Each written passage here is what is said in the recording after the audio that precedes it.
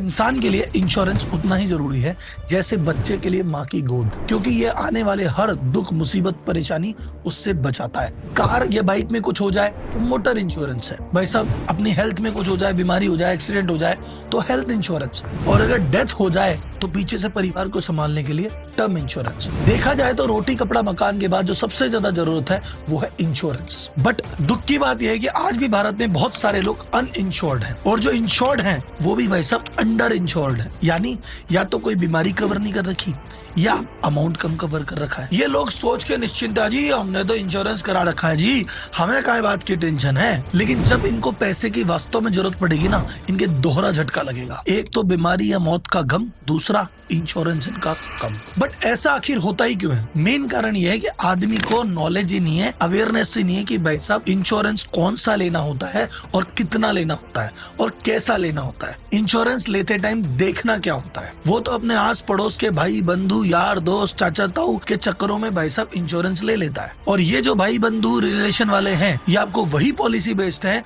जिसमें फायदा होता है उनका। कैसे पता करे कौन सी पॉलिसी सही है गलत? इंश्योरेंस लेते समय आदमी कहाँ गलती कर बैठता है, और इंश्योरेंस लेते समय किन किन बातों का ध्यान रखना चाहिए। तो अगर अभी तक आपने कोई इंश्योरेंस नहीं करवा रखा तो पहले तो क्यों नहीं करवा रखा भाई साहब? आप करवाओ तुरंत। और कैसे करवा